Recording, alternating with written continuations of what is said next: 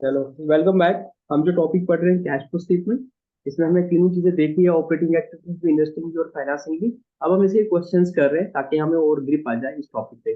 Starting में question topic आपको मुश्किल लगा होगा, पर जो जो आप इसमें घुसे होंगे तो आपको लगा होगा उतना कोई मुश्किल चीज नहीं है। इन्वेस्टिंग और फाइनेंसिंग तो बहुत आसान है। अगर कहीं पे कंफ्यूजन होती है वो ऑपरेटिंग में, जहाँ आपको इंडायरेक्ट मेथड से बनाना होता है। तो उसमें अगर समराइज करेंगे तो you have to start with the net profit as per PNL. वो आपको मानते हो कि भाई अगर इतना प्रॉफिट है तो इतना आपका cash flow from operating activities आया होगा। फिर इसमें आप एडजस्टमेंट करते हो तो भाई कुछ नॉन कैश एक्सपेंस लेस हुए हैं तो उनको ऐड करना पड़ेगा। नॉन ऑपरेटिंग एक्सपेंसेस लेस हुए हैं वो ऐड करने पड़ेंगे, नॉन ऑपरेटिंग इनकम इसमें ऐड हुई है वो लेस करने पड़ेंगे, तो arrive at the cash flow from operating activities. अब सिंस से पीएनएल का ही पार्ट है, उसके बाद आप क्या देखते हो कि आपका बैलेंस शीट में अगर कोई एस्पेक्ट है, जैसे आपके वर्किंग कैपिटल है, उसका जो इम्पैक्ट होगा वो भी आपको लेना पड़ेगा, बिकॉज पीएनएल से आपको सिर्फ प्रॉफिट एंड लॉस वाली चीजें जो आती है उन्हीं को पता चल जाता है। बट अदर ऑपरेटिंग एक्टिविटी जो सिर्फ बैलेंस शीट से दिखती है आपको, वो आपको पीएनएल से नहीं पता चलेगा। उसका आपको एडजस्टमेंट के लिए आपको बैलेंस शीट को कंपेयर करके देखना पड़ेगा। जैसे डेटर से आपको अगर पैसा मिला है तो इट मीन आपका कैश ज्यादा आया होगा। प्रॉफिट तो आपने एज्यूम किया कि सारा कैश सेल था, बट अगर डेटर से भी कुछ पैसा मिला तो रेवेन्यू फ्रॉम ऑपरेशन या कैश फ्लो फ्रॉम ऑपरेशन जो था वो ज्यादा था। वो एक तो जो आपकी कैश सेल थी प्लस जो आपके डेटर से रिसीव हो गया, तो उसको भी आपको फैक्टरिंग करना होता है। तो इसी सिलसिले में एक क्वेश्चन है, मेरी बुक में इलस्ट्रेशन नंबर 10 है, आप अपनी बुक में देखना ऊपर नीचे ये क्वेश्चन होगा। From the following information find out the cash flow from the operating activities. इसमें रेवेन्यू फ्रॉम ऑपरेशन दिया 2,40,000। मिला आप लोगों को ये क्वेश्चन? पिलियानी पब्लिकेशन की बुक में इलस्ट्रेशन नंबर 10 है कैश फ्लो स्टेटमेंट में। इसमें क्या हाँ दिया सर। है? इसमें सबसे पहले दिया है रेवेन्यू फ्रॉम ऑपरेशन, मतलब आपको पीएनएल दिया है, उसमें रेवेन्यू फ्रॉम ऑपरेशन दिया है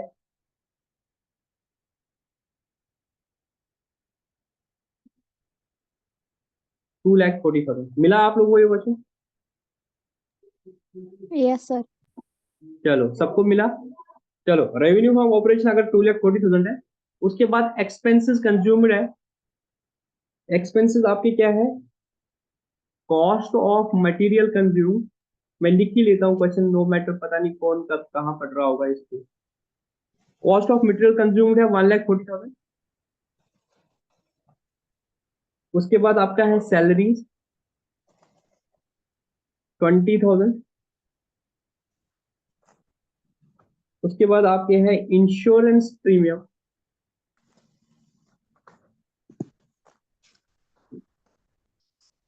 10,000। उसके बाद आपका डेप्रिसिएशन है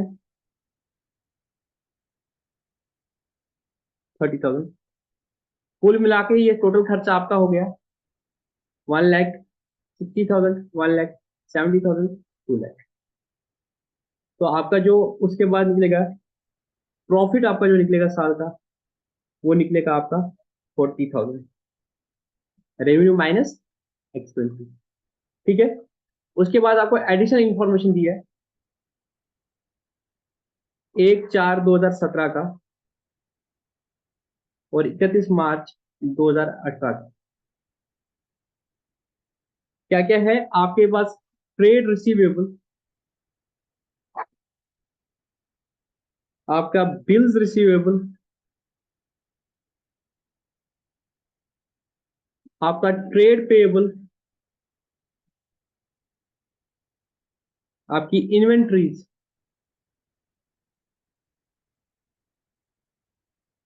सैलरीज आउटस्टैंडिंग, और आपका प्रीपेड इंश्योरेंस। इनकी जो फिगर्स आपको दी है वो है 20,000, 10,000, 14,000, 24,000, 2,000 and 2,000। For the year ending 31st March 2018, the figures are 28,000, 6,000, 10,000, 34,000, 3,000 and 2,000। You are supposed to prepare the cash flow from operating activity। तो आप लोग मुझे बताओ सबसे पहले क्या लेंगे? Net profit before tax. Sir हम स्टार्ट करेंगे यहाँ से, हम यहाँ से स्टार्ट करेंगे। ये मानेंगे कि अगर मेरा प्रॉफिट 40,000 आया है तो मैं मानूंगा मेरा cash flow from operating activities 40,000 आया है, क्योंकि मैं जो भी काम करा रहा हूँ प्रॉफिट कमाने के लिए वो सारा मेरा ऑपरेटिंग एक्टिविटीज है। तो मैं यहाँ पे मानता हूँ नाटिका कि मेरा cash flow from operating activities होगा 40,000। तो मैं लिखूंगा अगर मुझे निकालना है cash flow from operating activities, I will start from net profit for the year. So the net profit for the year is 40,000. तो अब आप इसको एडजस्ट करोगे, इसमें से अगर कोई भी आपका नॉन कैश एक्सपेंस है, नॉन ऑपरेटिंग इनकम है, नॉन ऑपरेटिंग एक्सपेंस है, उसको मुझे बाहर करना पड़ेगा। यहाँ जब मैं देखता हूँ कॉस्ट ऑफ मटेरियल कंज्यूम्ड, ये मेरा ऑपरेटिंग है, सैलरीज मेरा ऑपरेटिंग है, इंश्योरेंस मेरा ऑपरेटिंग है। यहाँ पे एक डेप्रिसिएशन का खर्चा है 30,000 जो मेरा नॉन कैश एक्सपेंस है, तो इसको ऐड करूंगा। तो ऐड करूंगा मैं इसमें डेप्रिसिएशन। ठीक है बेटा, ये ऐड होना चाहिए। Yes, sir. Yes, तो sir. डेप्रिसिएशन जब मैं 30,000 ऐड करूंगा तो मेरा आएगा ये 40,000 प्लस 30,000, दैट इज 70,000। तो मैं बोल सकता हूँ बिफोर वर्किंग कैपिटल चेंजेस मेरा cash flow from operating activities is 70,000। Hmm. तो मैं बोल सकता हूँ net Yes, sir. Profit before working capital changes कितना है मेरा 70,000। 70,000. तो आपको ये समझना है कि जितनी भी देखो, मैं एक दूसरे तरीके से समझाने की कोशिश करूंगा आप लोगों को। अगेन मैं रिपीट कर लेता हूँ इस चीज को।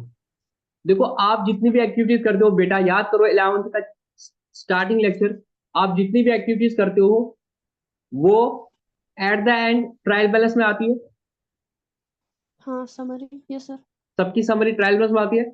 उसके बाद Yes, आप sir. बोलते हो कि ये जो एक्टिविटीज जितनी भी होगी जिनकी आपने ट्रांजेक्शन की रिकॉर्डिंग कर ली, जर्नल कर दी, लेटर बैलेंस कर लिया, अल्टीमेटली वो सारी ट्रायल बैलेंस में आपको उसकी समरी दिखती है कि आपने सेल कितनी की, आपने परचेज कितनी की, आपकी कैपिटल कितनी है, आपका क्लोजिंग स्टॉक कितना है, आपके फिक्स्ड एसेट कितने, ये सब आपको वहां पे दिखता है। Yes, sir. देन उसके बाद इन एक्टिविटीज को आप बोलते हो कि इसमें से जो भी रेवेन्यू और एक्सपेंस वाली एंट्रीज है या जितने भी नॉमिनल ट्रांजेक्शंस है या जितने भी नॉमिनल अकाउंट्स है वो सारे आपके ट्रेडिंग अकाउंट और प्रॉफिट लॉस अकाउंट में जाएंगे। तो अगर वो हाँ. ट्रेडिंग और पीएनएल में जा रहे हैं और मेजरली ये सारी मेरे रेवेन्यू एक्सपेंसेस मेरे ऑपरेटिंग होते हैं, तो मैं ये बोल सकता हूँ मेरे ऑपरेशंस का मोटा मोटी सारा सीधे चला जाता है पीएनएल में। तो मैं पीएनएल को उठा लेता हूँ तो वहां पे मेरी सारी ऑपरेटिंग आ गई। अब इसमें मुझे क्या करना है, अगर कोई नॉन ऑपरेटिंग है उसको बाहर करना पड़ेगा। Got it? क्योंकि मेरे को Yes, sir. पहुंचना है ऑपरेटिंग के लिए। तो इसमें जितनी भी मेरी नॉन ऑपरेटिंग वाली चीजें होंगी उनको मैं बाहर कर दूंगा, और अगर कोई नॉन कैश वाली होगी उनको भी बाहर कर दूंगा, बिकॉज मुझे पहुंचना है कैश पे। ये समझ आया? Yes, sir. Yes. उसके बाद जो बाकी अकाउंट्स में जो भी ट्रांजेक्शन होगी वो आपकी बैलेंस शीट में जाएंगी, चाहे वो रियल अकाउंट है या पर्सनल अकाउंट है। उसमें मैं पर्सनल के लिए बॉदर्ड नहीं हूँ विद रेस्पेक्ट टू कैपिटल, और रियल के लिए बॉदर्ड नहीं हूँ with respect to the fixed asset. I am bothered about those account which are directly involve with my operations. तो वो आपके या तो कोई करंट एसेट होता है या तो करंट लायबिलिटी होती है। बाकी जो चीजें होती है वो आपकी ऑपरेशन से रिलेटेड नहीं होती है, वो या तो आपकी इन्वेस्टिंग होती है या तो फाइनेंस होती है। तो बैलेंस शीट में जो फिर मेरी ऑपरेटिंग एक्टिविटी होती है वो या तो मेरे करंट एसेट होते हैं तो करंट लायबिलिटी होते हैं। तो पीएनएल को एडजस्ट करने के बाद जो आपका आया, आप बोल सकते हो that is cash flow from operating activities before working capital changes, and then you will shift to the changes that have taken place in the working capital, in the current asset and in the current liability, the changes that have taken place in the accounts which are related to the operating activities। तो वो चीज हम working capital change में करते हैं। तो उसके बाद हम बैलेंस शीट का रुख करते हैं, वहां पे करंट एसेट और करंट लायबिलिटी में देखते हैं क्या चेंजेस आ गई है। अगर उसमें चेंज आ गई है इट मीन्स जो ऊपर आपको 70,000 की फिगर आ गई इस क्वेश्चन में वो तो हुआ ही हुआ है कैश, उसके बगैर भी इतना कैश आया या गया होगा ऑपरेटिंग एक्टिविटी से। तो इस क्वेश्चन में हमने निकाला net profit before working capital change that was 70,000। तो हम बोल सकते हैं कि हमारा जो कैश फ्लो है from operating activities that is 70,000। अब हमें देखना पड़ेगा बैलेंस शीट में वर्किंग कैपिटल को लेके कि इस इनमें चाहे वो करंट एसेट है चाहे करंट लायबिलिटी है, इनमें आपका इस साल क्या हुआ है, कैश यूज हुआ है कि वहां से कैश जनरेट हुआ है। दैट विल बी एडेड और subtract to this figure of 70,000 and we will arrive at the cash generated or cash used in the operating activity। तो इसमें आपका सबसे पहले था ट्रेड रिसीवेबल। ट्रेड रिसीवेबल मतलब आप बोल सकते हो डेटर आपके, वो आपके लास्ट ईयर थे 20,000, इस साल 20,000 है, 28,000। इसका मतलब क्या हुआ? Increase in current asset. Increase in current asset हुआ है सर। अब मतलब क्या हुआ? 8,000 रुपया डेटर में और बढ़ गए हैं। तो सर ऊपर जो आपने वैलिड एजम्पशन ली थी कि सेल सारी कैश में है, ऐसा नहीं है, डेटर्स में पैसा और फंसा है। 28,000 माइनस 20,000 दैट इज 8,000 डेटर में फंसा हुआ है। तो कैश यूज हुआ है 8,000 इन द डेटर। समझाई बात? Yes sir. यहाँ पे किसी बच्चे को जिसको अकाउंटिंग की पूरी नॉलेज नहीं होगी, उसको ये डाउट होगा तो सर डेटर को तो हम कैश देते नहीं, उसको तो हम गुड्स देते हैं, कैश कहाँ पे फंसा? सर कैश उस वजह से नहीं फंसा कि उसको गुड्स देते हैं, कैश इसलिए फंसा कि ऊपर जो आपने पीएनएल बनाया था वहां पे ये माना था कि इतना कैश तो आया होगा, अब पता चल रहा नहीं देते। ऐसा नहीं है, ऐसा नहीं है। जो आपने सेल्स पूरी कैश मानी थी वो पूरी कैश में सेल नहीं है, उसमें से 8,000 की क्रेडिट में सेल होगी। तो 8,000 यहाँ से माइनस करना पड़ेगा। ठीक। गया दिमाग? लॉजिक लॉजिक गया दिमाग में कि अभी नहीं गया? तो इधर करूंगा मैं लेस करूंगा अब इंक्रीज इन ट्रेड रिसीवेबल। आप जब अपना फॉर्मेट बनाओगे एग्जामिनेशन पॉइंट ऑफ व्यू से, उसमें आप पहले उन चीजों को लिखोगे जो ऐड हो रही होगी, फिर उन चीजों को लिखोगे जो माइनस हो रही है। तो इंक्रीज इन ट्रेड रिसीवेबल में ऐड करूंगा, ठीक है, लेस करूंगा। उसके बाद है बिल्स रिसीवेबल। बिल्स रिसीवेबल आपके 10,000 थे लास्ट ईयर, अब 6,000 है। मतलब क्या हो गया? This is decrease in current asset. It means जो कैश आया है वो और आया है, यहां से भी आया है। एक बिल था आपका, ये पीएनएल से कहीं नहीं आएगा। एक बिल रिसीव था, उसने 6,000 रुपया, सॉरी 10,000 था, तो उन्होंने 4,000 रुपये दिया है। तो बिल रिसीवेबल जो है वहां से आपको डिक्रीज इन बीआर, वहां से आपको 4,000 रुपया और मिला है, तो इससे आपका कैश बढ़े, ठीक है। यस उसके सर। बाद है ट्रेड पेबल। ट्रेड पेबल मतलब क्या होता है? क्रेडिटर आप बोल सकते हो। क्रेडिटर पहले 14,000 के थे, अब 10,000 के थे, तो उससे क्या इंपैक्ट होगा? तो क्रेडिटर अगर 14,000 के थे, अब 10,000 थे, इट मीन मैंने इनको पे कर लिया 4,000। इट मीन जो परचेजेस थी वो तो सारी मैंने कैश में मान ली, उसके बगैर भी मेरा कैश और गया है 4,000। तो 4,000 से मेरा कैश क्या हो जाएगा ऑपरेटिंग एक्टिविटी से? माइनस हो, डिक्रीज इन क्रेडिटर। इन्वेंट्रीज पहले 24,000 था, अब 34,000 है, तो इन्वेंट्रीज में कैश यूज हुआ है 10,000। समझ आई बात? ये कैश भी और यूज हुआ है, तो इससे भी क्या हो जाएगा? कैश माइनस हो जाएगा। सैलरी आउटस्टैंडिंग पिछले साल 2,000 थी, सैलरी आउटस्टैंडिंग पिछले साल 2,000 थी, कितनी है? 3,000। इट मीन इस साल आपने सारी सैलरी कैश में पे नहीं की है, 1,000 का अभी पे नहीं किया है, इट मीन 1,000 का आपका नॉन कैश एक्सपेंस है, तो वो ऐड हो जाएगा। समझ आई बात? और प्रीपेड इंश्योरेंस पिछले साल 2,000 था, इस साल भी 2,000 था, तो इसका कोई इम्पैक्ट नहीं आएगा, इसका कोई इम्पैक्ट नहीं आएगा। तो आप टोटल देखो 70,000 प्लस 5,000 कितना होता है? 75,000। 75,000 माइनस 10,000, 65,000, 65 माइनस 12,000 दैट इज 53,000। तो net cash generated from operating activities is 53,000, ठीक है। मतलब समझा तो भाई। नजर आया। अच्छा, आप लोगों ने कितने क्वेश्चन ट्राई कर लिए? मैंने इसमें इलस्ट्रेशन जिसके बाद है ना 11 वो हम्म। की मैंने, और मुझे इसमें डिफिकल्ट हुआ खाली ये इनकम टैक्स है ना, रिफंड, हाँ, वो अच्छे से समझ नहीं आ रहा था, और मैंने प्रैक्टिकल भी किए, वहां पे एक दो जगह डाउट था बस। इनकम टैक्स रिफंड आप बोल रहे हो इसके बाद वाले क्वेश्चन में? इसके बाद नहीं, जो उसके बाद है उसकी, इसके बाद जो है वो मैंने किया। 11 भी किया, 12 में आपको दिक्कत आ गई। हम्म। ओके। इनकम टैक्स रिफंड का क्या दिक्कत है? ये मैंने आपको उस दिन शायद हाईलाइट कर दिया कि मेरे हिसाब से इनकम टैक्स रिफंड जो है वो आपकी ऑपरेटिंग एक्टिविटी होनी चाहिए। आपका बुक वाला इसको ऑपरेटिंग एक्टिविटी नहीं मानता है, यही आपको डाउट हो गया कि कुछ और डाउट हो गया? अरे ये ना पूरा समझ नहीं आ रहा है। चलो इसको मैं समझा देता हूँ। अच्छा एक काम करो, हम्म। इस पॉइंट को हाईलाइट करो, उसके बाद एक लिखा है आपका, हेडिंग लिखा है treatment for provision of tax, ठीक है। ओके। हाँ हाँ हाँ। ठीक। इसको क्लियर कर लेते तो वो भी क्लियर हो जाता है, ठीक है।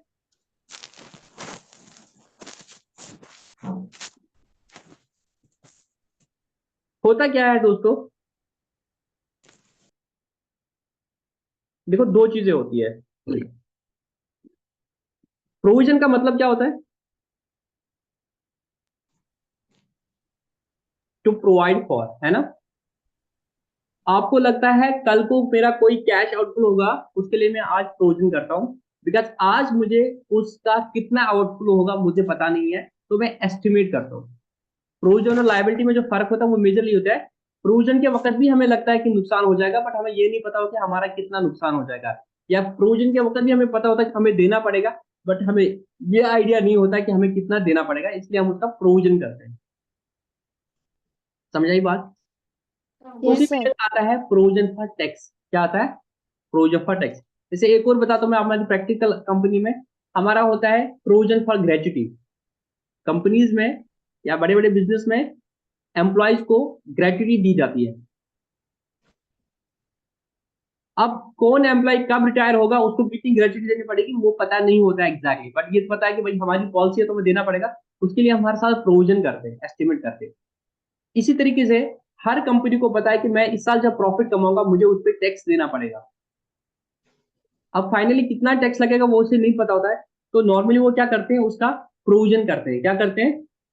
प्रोविजन करते हैं। तो प्रोविजन वो करते एंट्री हैं। करते हैं, इस साल का जब प्रॉफिट लॉस बनाएंगे तो उसमें एक एंट्री करते हैं लास्ट में, profit and loss account debit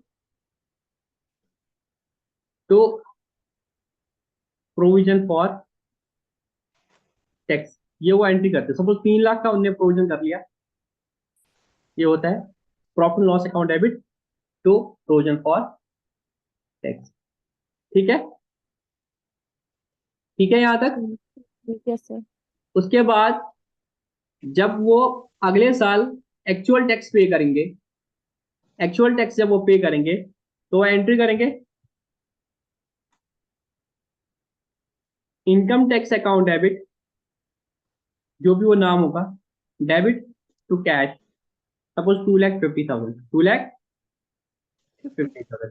फिर इस इनकम टैक्स को एडजस्ट करेंगे प्रोविजन फॉर टैक्स के साथ, तो एंट्री करेंगे provision for tax account debit to income tax 2,50,000। तो अल्टीमेटली आपका प्रोविजन रहा अभी 50,000, प्रोविजन बचा रहा। फिर अगले साल का और देखोगे भाई इतना हमें लग रहा है हो जाएगा, उसमें से 50,000 का प्रोविजन करके है, डिफरेंशियल प्रोविजन और क्रिएट करोगे। जिस तरह से आप बैड डेट्स के लिए करते थे, आप पहले प्रोविजन क्रिएट करते थे PNL account debit to provision, फिर जो एक्चुअल बैड डेट्स होते थे उनको एडजस्ट करते थे प्रोविजन के साथ, फिर देखते थे नया प्रोविजन कितना करने की जरूरत है, उतना नया प्रोविजन करते थे। सिमिलरली आप टैक्सेस के लिए ये चीज करते हो, ठीक है। सर लास्ट एंट्री क्या है ये?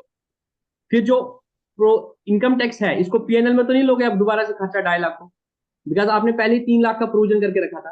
अब अल्टीमेटली आपका खर्चा हो गया 2.5 लाख का, तो इस 2.5 लाख का इनकम टैक्स को क्रेडिट करना है, तो डेबिट किसको करोगे? प्रोविजन फॉर टैक्स को। नहीं आया समझ में? यस सर आया। आपने पहले प्रोविजन किया इनकम टैक्स के नाम से, PNL account debit to provision 3 lakh. फिर इनकम टैक्स जो आपने एक्चुअल पे कर दिया वो 2.5 लाख का था, तो जब टैक्स को पे करोगे तो एंट्री क्या करोगे? Income tax account debit to cash account. अब जो ये 2.5 लाख का खर्चा किया इसको पीएनएल में दोबारा नहीं लोगे, बिकॉज इसके लिए आपने प्रोविजन करके रखा है। तो फिर वही मैंने एंट्री कर दी, provision for tax account debit to income tax account 2,50,000। अब आपका प्रोविजन में बचेगा पीछे 50,000। Now coming to the cash flow thing. अगर आपको कैश फ्लो स्टेटमेंट बनाना है, कैश फ्लो स्टेटमेंट बनाना है, और आपको बोला है इस साल का प्रॉफिट जो था, इस साल का प्रॉफिट मेरा 10 लाख था, इस साल का मेरा प्रॉफिट 10 लाख 10 लाख। का था, 10 लाख। और इसमें दो एडजस्टमेंट होगी है। एक, आपका प्रोविजन फॉर टैक्स आपने क्रिएट किया है 3 लाख का, इस साल के हम्म। प्रॉफिट से आपने 3 लाख का प्रोविजन किया है हम्म। प्रॉफिट में, प्रोविजन फॉर हम्म। टैक्स के नाम से। और आपने इस साल एक्चुअल टैक्स जो पे किया है, मतलब पिछले साल का टैक्स इस साल पे करते हैं, that is 2,50,000। Now you have to calculate cash flow from operating activities. तो मुझे बताओ cash flow from operating activities कितना है? 10 लाख को हम प्लस करेंगे प्रोविजन। 10 लाख को सर हम प्रोविजन करेंगे एट 3 लाख, बिकॉज ये नॉन हाँ। कैश एक्सपेंस है। तो हाँ। टोटल कैश प्रॉफिट आपको 13 लाख आया होगा, और फिर माइनस करेंगे two minus. Lakh fifty thousand because actual cash outflow आपका 2,50,000 गया होगा। तो नेट जो आपका कैश फ्लो होगा ऑपरेटिंग एक्टिविटी से वो 10,50,000 होगा। ठीक है नातिका, समझ आया? Yes sir. सर मेरे को Yes, sir. नेट प्रॉफिट दिखा रहा है 10 लाख, इसमें से 3 लाख का प्रोविजन लेस हुआ है, तो उसको ऐड करूंगा बिकॉज उससे मेरा कैश नहीं गया है। 10 plus 3 is equal to 13 lakh. Now the actual tax which I have paid in this case is 2,50,000. This income tax I do consider is my cash flow from operating activity, so I will have to deduct the taxes paid. So 12 lakh, 13 lakh minus the actual taxes paid, 2,50,000 will be my cash flow from operating activity. ठीक है, समझ आई बात? Yes, तो sir. इसमें आप normally क्या होता है, जब आप बैलेंस शीट को देखते हो, आपके केस में पिछले साल का प्रोविजन दिया होता है, इस साल का प्रोविजन दिया होता है। तो आप इसमें क्या करोगे, डिफरेंशियल माइनस नहीं करते हैं, हम सिंपल बोलते हैं इस साल का प्रोविजन जो है, इट मींस ये हमने क्या किया है, इस साल का प्रोविजन किया है, तो इसको ऐड करेंगे। लास्ट साल का प्रोविजन हम मानते हैं इस साल हमने पे किया, उसको लास्ट में माइनस करते हैं। ठीक है, करंट प्रोविजन होता है ऐड। करंट प्रोविजन ऐड होगा बिकॉज इस साल की पीएनएल से लेस हुआ है। ठीक है, और लास्ट ईयर का प्रोविजन हम बोलते हैं इस साल हमने पे किया होगा, तो उसको हम माइनस करते हैं। ठीक है, एक इलिस्ट्रेशन है आपके पास, इससे आपको क्लैरिटी आ जाएगी। इलिस्ट्रेशन नंबर 14 आ जाओ।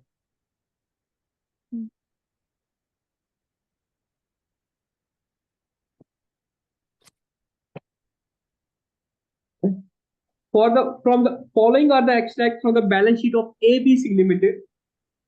बैलेंस शीट जो दी है इसमें आपको 2-3 चीजें दी है। 31/3/17, 31/3/17 आपका दिया है surplus in PNL, surplus in profit and loss 55,000, और फिर दिया है 75,000। ठीक है बेटा, उसके बाद आपको शॉर्ट टर्म प्रोविजन दिया है, प्रोविजन फॉर टैक्स पिछले साल का 25,000, इस साल का 35,000, 35,000. इतना ही दिया है क्वेश्चन। फिर बोला है show how the related items will appear in the cash flow statement in each of the following cases. Case number 1, if no information is given, अगर कोई और इंफॉर्मेशन आपको नहीं दी है तो आप बता दो cash flow from operating activities कितना होगा। अगर कुछ और इंफॉर्मेशन नहीं दी है, अगर कुछ और इंफॉर्मेशन नहीं दी है तो हम क्या बोलेंगे कि भाई नेट प्रॉफिट कितना है इस साल। नेट प्रॉफिट आपका है 75,000 माइनस 55,000, दैट इज 20,000। 75,000 अभी बैलेंस है, पिछला बैलेंस 55,000 था, तो इट मींस आपका इस साल कितना प्रॉफिट है 20,000। फिर आप प्रोविजन को कंपेयर करोगे, आप बोलोगे जो इस साल प्रोविजन दिख रहा है इट मींस ये मैंने इस साल का प्रोविजन क्रिएट किया होगा। ये हम एजम्पशन लेंगे, क्या एजम्पशन लेंगे कि जो इस साल प्रोविजन फॉर टैक्स आ रहा है ये मींस ये मैंने इस साल प्रोविजन किया होगा, तो इसमें क्या करूंगा, add provision for tax. Note कर लो ये किसका है, करंट ईयर का, वो कितना है 35,000। 35,000.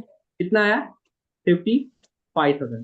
फिर 5,000. लेस करूंगा income tax paid, income tax paid. अगर कोई इंफॉर्मेशन नहीं दी है तो हमारी एजम्पशन ये रहती है जो इस साल दिख रहा है प्रोविजन फॉर टैक्स वो तो इस साल के प्रॉफिट का है ना, कि भाई इस साल तो कितना टैक्स लगेगा, मैं प्रोविजन करता हूँ उसका 35,000, तो वो मैंने ऐड कर लिया। अब पिछले साल के प्रोविजन को फिर क्या मानूंगा, वो मैं मानूंगा वो इस साल मैंने टैक्स पे कर लिया, तो वो इनकम टैक्स पे करूंगा मैं 25,000 रुपया, तो मेरा cash flow from operating activities आएगा 30,000। समझ आई बात?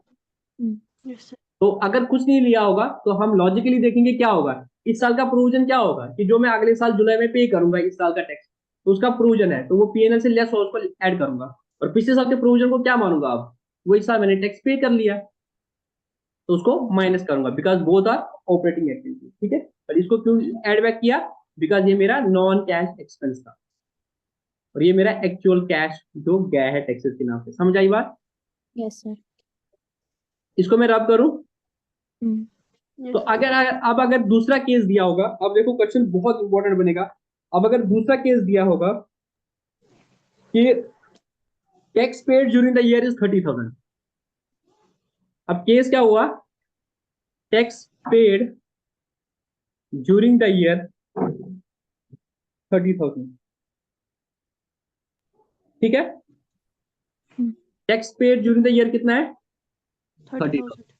इस केस में मुझे प्रोविजन फॉर टैक्स अकाउंट बनाना पड़ेगा। क्या बनाना पड़ेगा? Provision for tax account. पहले केस में बनाने की जरूरत नहीं थी, आपने सिंपल लिया था, जो इस साल का दिख रहा है वो इस साल का था, जो पिछले साल का था वो पिछले साल का था, इस साल का मैं ऐड करूंगा, पिछले साल का मैं लेस करूंगा, बिकॉज उन्होंने एक्चुअल पे किया था। अब ऐसे केस में हम प्रोविजन फॉर टैक्स अकाउंट बनाएंगे। देखो प्रोविजन फॉर टैक्स अकाउंट कैसे बनेगा, ये देखो, प्रोविजन हाँ. फॉर टैक्स हाँ. Account. Provision for tax account का सबसे पहले क्या आएगा? बाई बैलेंस ब्रॉट डाउन, इसका होता है क्रेडिट बैलेंस, कितना था? 25,000। टू बैलेंस ब्रॉट डाउन कितना होता है? क्या ब्रॉड डाउन दोनों? Sorry, to balance carry down, ठीक है, हम्म, 35,000। अब क्या बोल रहा है क्वेश्चन में? अगर मैंने एक्चुअल टैक्स पे कर लिया, अगर मैंने एक्चुअल टैक्स पे किया 30,000, तो एंट्री क्या करेगी? डायरेक्ट एंट्री कर दो, provision for tax account debit to bank 30,000। आपने 25,000 का प्रोविजन पे किया, प्रोविजन क्रिएट किया था, आपने 30,000 हाँ. का एक्चुअल पे कर दिया और नया Yes. क्रिएट किया 35,000, अभी भी बैलेंस। तो इट मीन हम्म. आपने पीएनएल से कितना निकाला? By profit and loss account, profit and loss से आपने कितना प्रोविजन कर लिया इस साल? 65 minus 25. वो बैलेंस 65,000।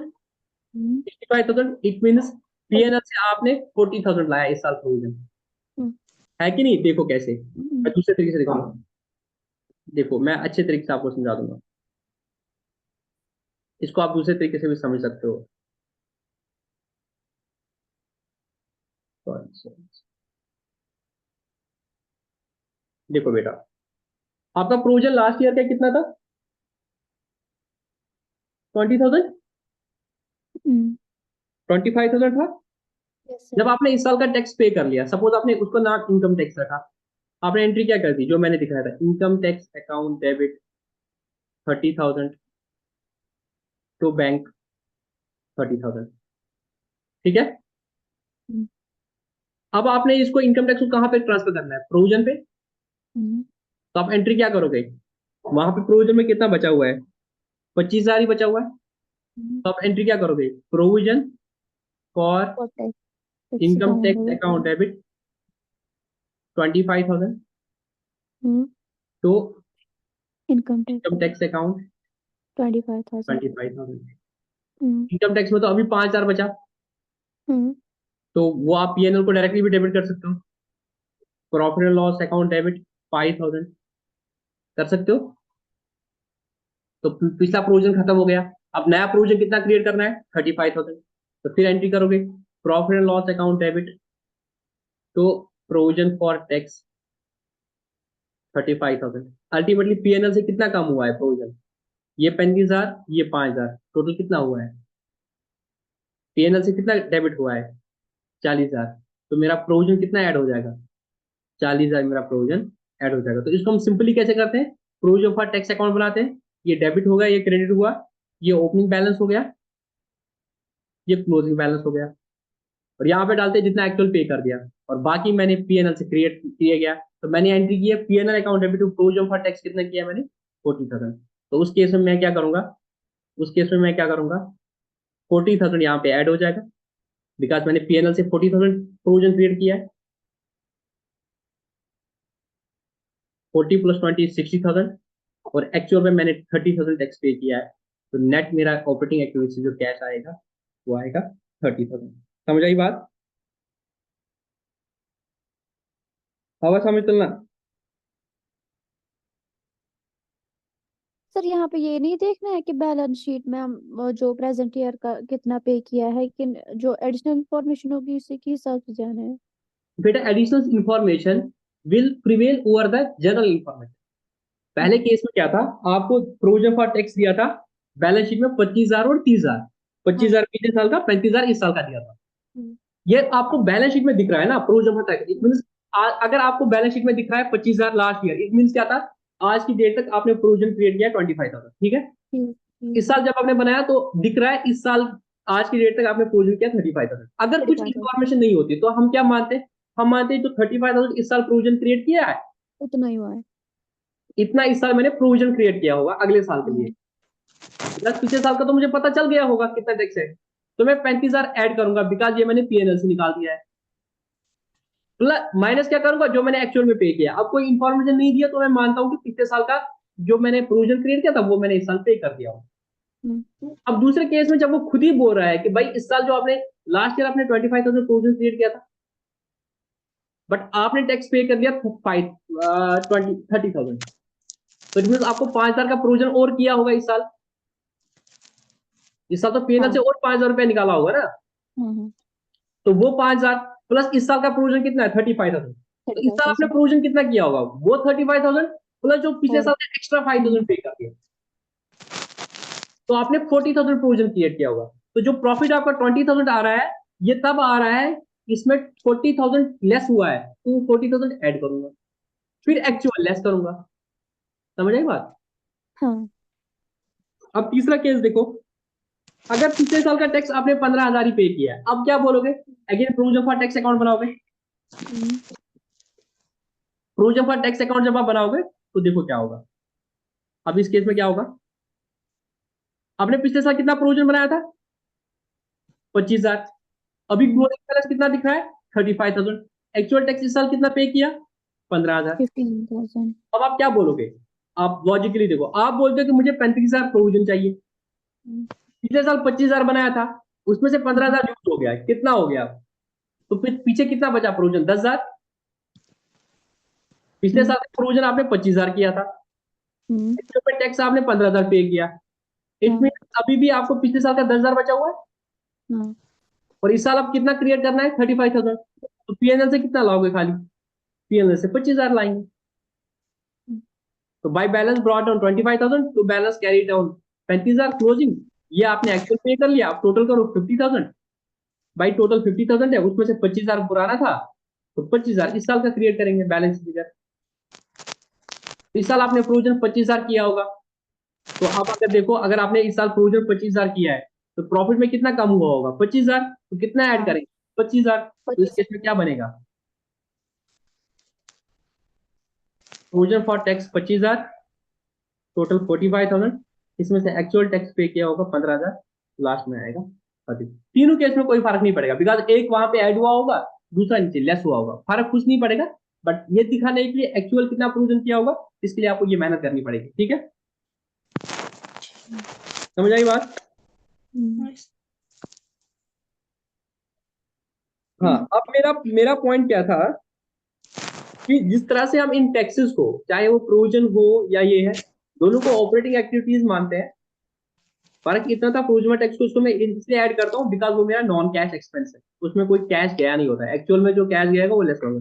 अगर मुझे रिफंड फ्रॉम इनकम टैक्स लगा, मैं उसको भी क्या मानूंगा? ऑपरेटिंग एक्टिविटी मानूंगा। ठीक है, आपकी बुक उसके लिए थोड़ा सा डिफरेंट मेथड करती है, वो पता नहीं उसको क्या कहाँ पे लेती है, बट हम उसको ऑपरेटिंग एक्टिविटी ही मानेंगे। ठीक है,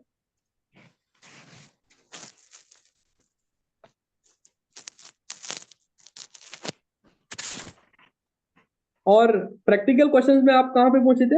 इन्वेस्टिंग तो मैंने दिखा दिया था, वो भी दिखा दिया था।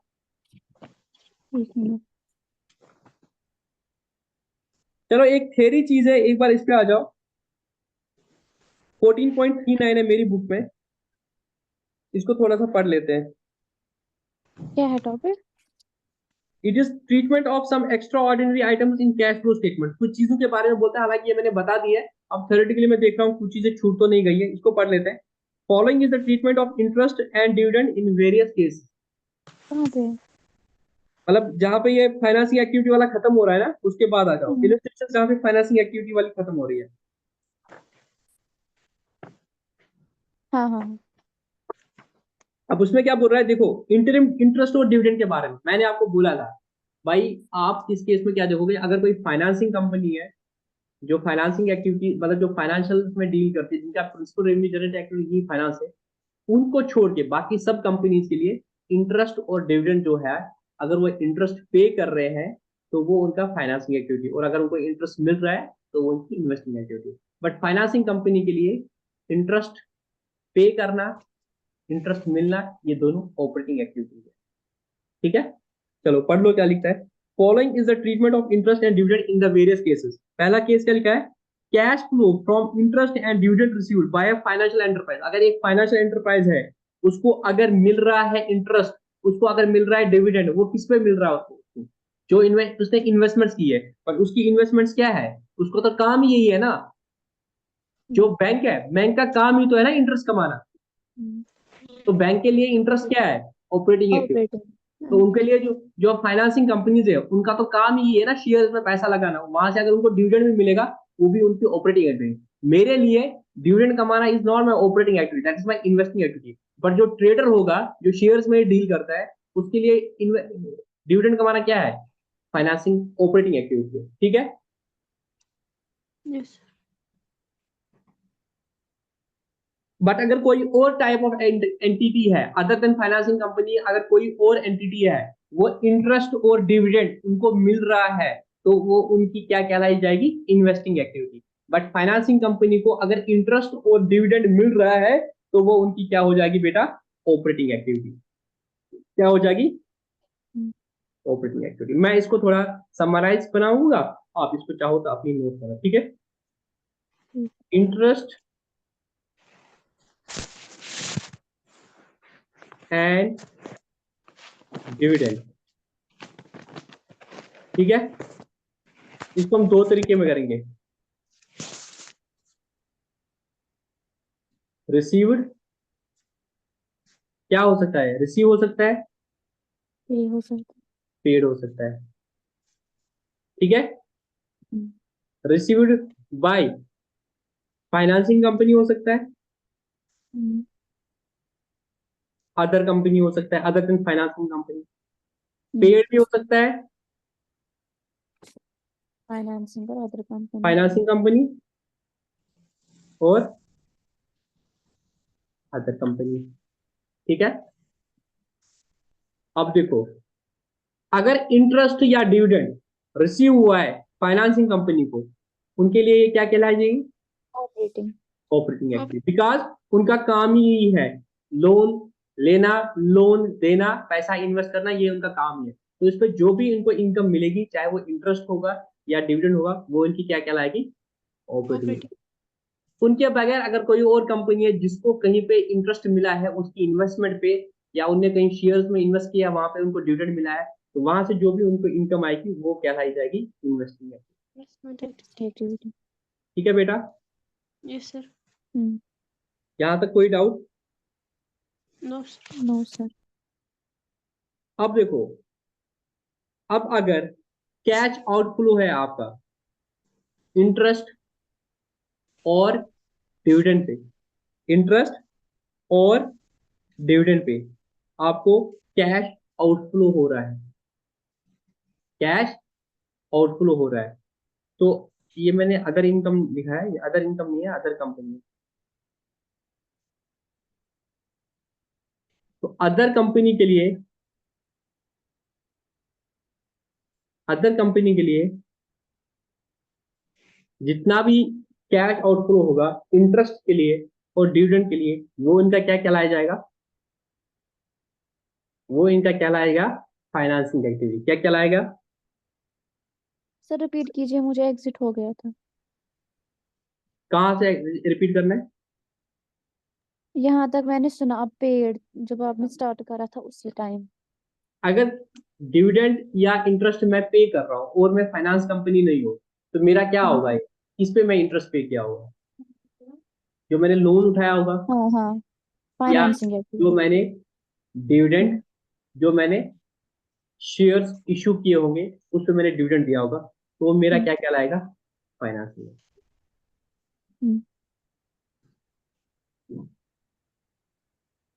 फाइनेंसिंग। एक्टिविटी। ठीक है। हाँ।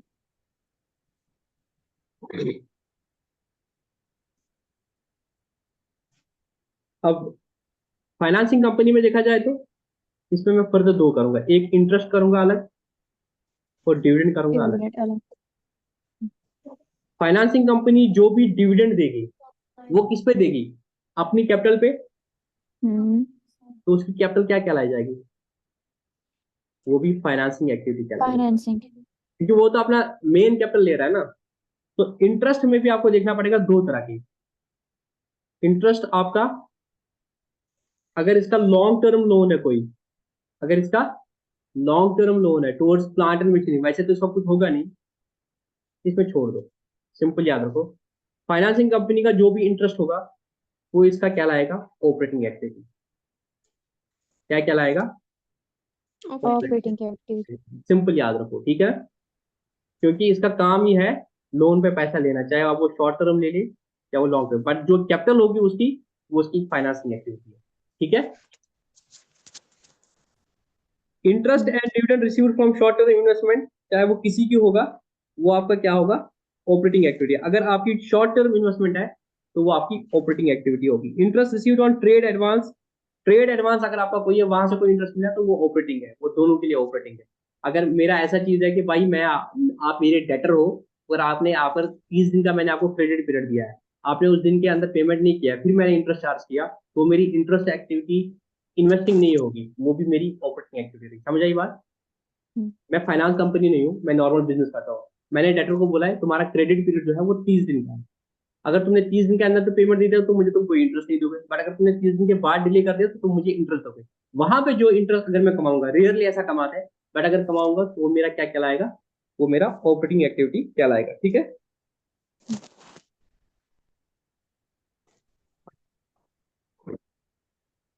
ठीक है, वैसे इसने नीचे स्टेटमेंट भी दिया है, वो देता है। अब एक और कंसेप्ट है प्रपोज डिविडेंड का। वैसे अब प्रपोज डिविडेंड वाला खत्म हो गया, क्योंकि पहले ये प्रपोज डिविडेंड का कंसेप्ट रहता था, अब कोई प्रपोज डिविडेंड का कंसेप्ट नहीं रहता था, ठीक है ना।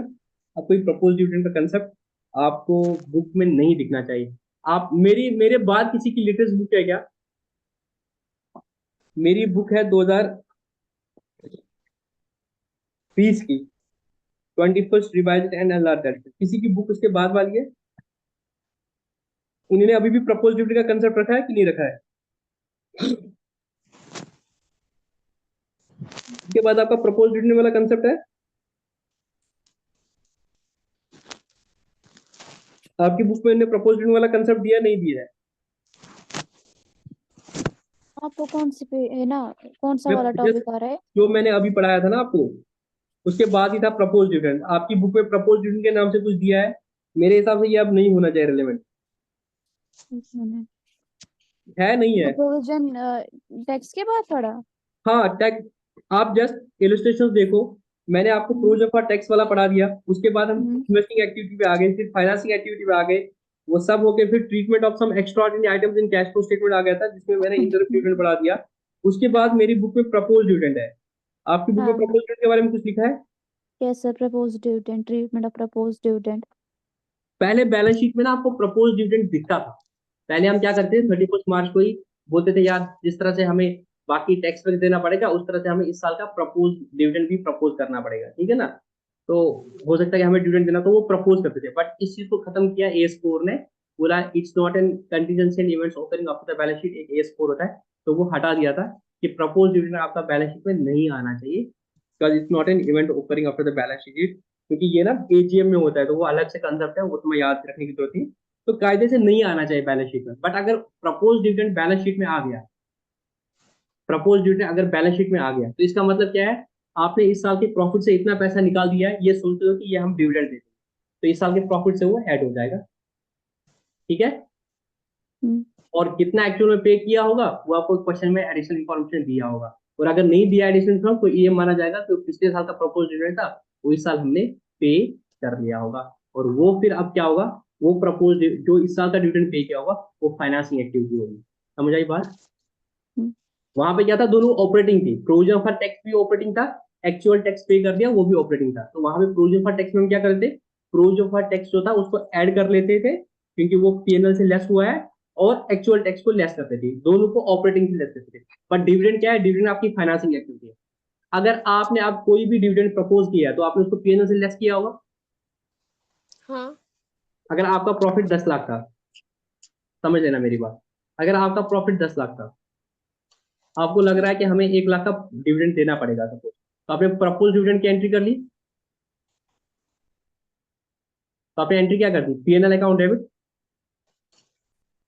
To propose dividend 1 lakh. तो अपने पीएनएल में 1 लाख लेस किया, पीएनएल कितना आया प्रॉफिट 9 लाख। अब अगर आपको cash flow from operating activity करना है तो क्या करोगे, इस 9 लाख में 1 लाख ऐड करोगे, हाँ क्योंकि ऑपरेटिंग एक्टिविटी से आपको 10 लाख आया। बट इस साल आपने कितना डिविडेंड पे कर दिया वो आपको पता चलेगा, या तो बैलेंस शीट में मानोगे जो पिछले साल का प्रपोज डिविडेंड था वो पे कर लिया, या क्वेश्चन में अलग से दिया होगा इस साल हमने कितना डिविडेंड पे कर लिया। तो जितना डिविडेंड आपने पे कर लिया वो ऑपरेटिंग एक्टिविटी से लेस नहीं हो जाएगा, वो फाइनेंसिंग एक्टिविटी से लेस हो जाएगा, ये मैं बोलना चाहता हूँ। सपोज पिछले साल का डिविडेंड था प्रपोज डिविडेंड 80,000, इट मीन इस साल हमने जो डिविडेंड पे किया होगा 80,000, वो फाइनेंसिंग एक्टिविटी से लेस हो जाएगा, वो ऑपरेटिंग एक्टिविटी से लेस नहीं होगा। समझ आई बात? Yes sir. Yes sir. अभी इसके क्वेश्चन से करेंगे तो और क्लैरिटी आ जाएगी।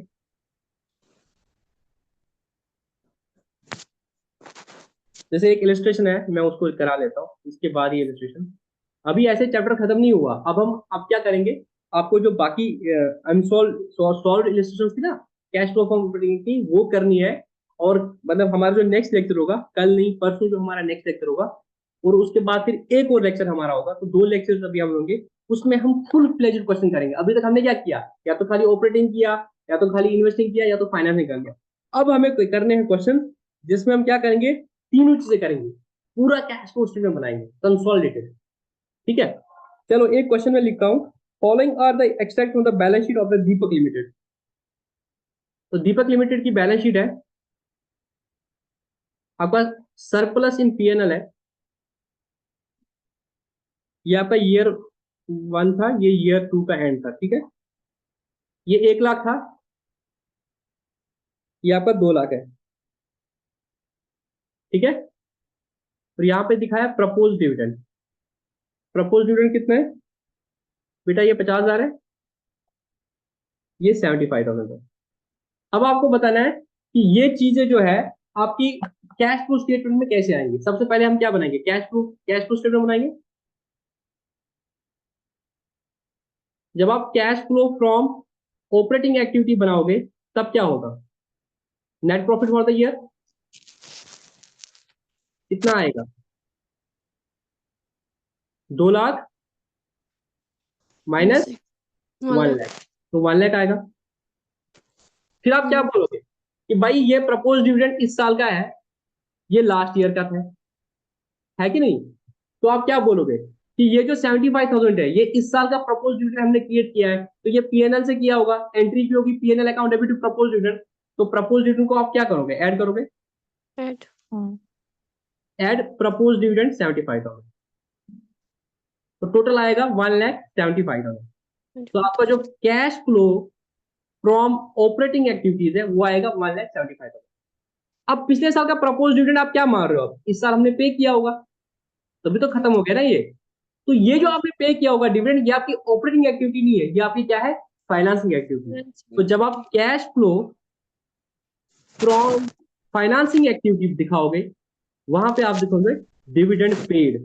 तो पिछले साल का डिविडेंड हमने इस साल पे किया होगा 50,000, ये आपका कैश आउटफ्लो होगा। समझ आई बात?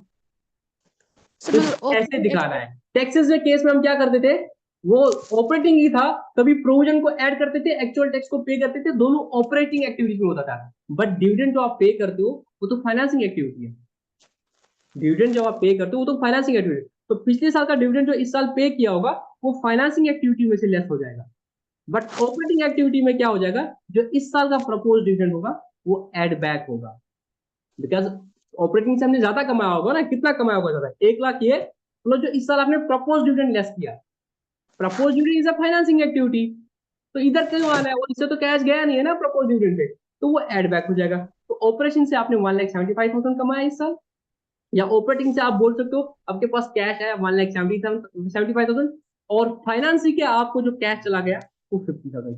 नेट इंपैक्ट आपका जो पीएनएल में इन दो मतलब इस साल के कैश फ्लो में आएगा, नेट आपको कैश आया 1,25,000। अब बताओ डाउट मनोज साहब। यस सर, मुझे आया बहुत सर, समझ। हाँ, बहुत सर, बहुत समझ आ। नहीं आया मुझे समझ। क्या निकालना था हमें, हमें निकालना था कि आप बता दो प्रपोज डिविडेंड का क्या ट्रीटमेंट रहेगा कैश फ्लो से। प्रपोज डिविडेंड 2 साल का दिया है, पिछले साल का, इस साल का, तो लॉजिकली हम क्या बोलते हैं अगर कुछ और इन्फॉर्मेशन दिए, इस साल का प्रपोज डिविडेंड मतलब इस साल प्रपोज किया है, तो इस साल हमने पीएनएल से इसको लेस किया होगा, तो पीएनएल से इसको ऐड करेंगे तो arrive at the cash flow from operating activity, that is 1 lakh plus 75,000। अब हमने देखना है कि कितना डिविडेंड पे किया, 50,000 पिछले साल का पे किया होगा। वो जो हमने पे किया वो मेरा फाइनेंसिंग एक्टिविटी है, तो फाइनेंसिंग एक्टिविटी में उसको माइनस करूंगा, ऑपरेटिंग में उसको माइनस नहीं करना है, ठीक है। तो आज के लेक्चर हम इतना ही रखते हैं। आपका अगर मन करे तो जो इलिस्ट्रेशंस अभी स्टार्टिंग से देख लेना, जो जो इलिस्ट्रेशन रह रही है वो कर ला। कल हम, मतलब कल तो नहीं है मेरी क्लास, परसों हम जो पढ़ेंगे वो हम पढ़ेंगे इंशाल्लाह detailed consolidated cash flow statement करेंगे, जिसमें हम स्टार्ट करेंगे with cash flow from operating activity, then investing activity, financial activity, उसको ओपनिंग ऐड करेंगे तो क्लोजिंग बैलेंस हमारा मिलना चाहिए, ठीक है। और कोई डाउट, कोई डाउट? सर प्रैक्टिकल प्रॉब्लम्स में अब आए। बताओ। क्वेश्चन नंबर 8 जो है ना इसमें, क्वेश्चन नंबर 8, हाँ फ्रॉम द क्वेश्चन पर फॉलोइंग है थोड़ा, क्योंकि थोड़ा आपकी और मेरी नंबरिंग ना डिफरेंट है। From the following information you are required to calculate cash from operating activity, जहाँ पे सेल्स है 10 लाख, एक मिनट, एक मिनट। सेल्स 10 लाख है, cost of goods sold, opening stock, purchase. दोबारा से पढ़ो। सेल्स है 10 लाख, हाँ कॉस्ट ऑफ गुड्स सोल्ड, ठीक, फिर है मिल गया, ओपनिंग क्वेश्चन मिल स्टॉक। गया मुझे, आप डाउट बताओ। इसमें जो है ना ओपनिंग और क्लोजिंग, इसमें भी इसमें डिफरेंस देखनी है। किस चीज के लिए? जब ना हम ये बनाते हैं ना कि हमने कितना ऑपरेटिंग एक्टिविटी से हमें कितना आ गया। हाँ तो आपका नेट प्रॉफिट दिया है ना बेटा, आपका नेट प्रॉफिट दिया है 1.5 लाख, हाँ। तो आप स्टार्ट करोगे net profit hmm for the year, hmm कितना है आपका? हम्म 1.5 लाख। इसको बेस बनाओगे। हम्म अब नीचे एडिशनल इन्फॉर्मेशन दिया है, ट्रेड रिसीवेबल डिक्रीज बाय 30,000। अगर ट्रेड रिसीवेबल आपके डिक्रीज हो गए 30,000, तो वहां से मतलब कैश आया होगा 30,000, ऐड करेंगे, ये सब तो मैंने ऐड किया करेंगे। मुझे। हाँ हाँ।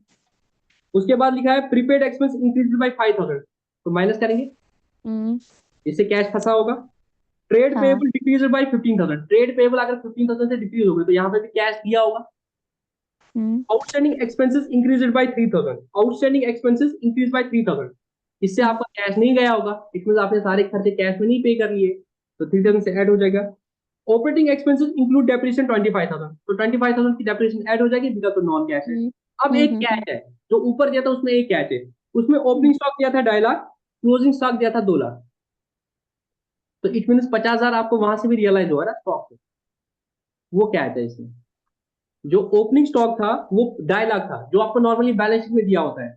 ओपनिंग स्टॉक 2.5 लाख था, क्लोजिंग स्टॉक 2 लाख था। अगर यही चीज नीचे दी होती तो आपको कोई कंफ्यूजन नहीं होता, आप सीधे बोलते भाई स्टॉक डिक्रीज हो गया, तो वहां पे 50,000 आया होगा। अब टोटल करो, देख लो आपका आंसर मैच हो जाएगा। आप बेटा नेट प्रॉफिट से स्टार्ट करते हो ना, हाँ। नेट प्रॉफिट को रैशनलाइज करते हो। नेट प्रॉफिट के बारे में क्या चीजें दी थी पीएनएल की? एक ही दी थी कि डेप्रिसिएशन जो था वो आपने क्या किया था, 25,000 का था, तो उसको ऐड कर लोगे। फिर बोला था एक्सपेंसेस सारे कैश में नहीं किए थे, वो 3,000 को ऐड करोगे। ऐसे ऐसे करके फिर आ गए क्लोजिंग स्टॉक ओपनिंग स्टॉक को कंपेयर करोगे, भाई स्टॉक कम हो गया, स्टॉक कम हो गया, इट मीन कैश और ज्यादा रियलाइज हो गया। समझ आई बात? Yes sir.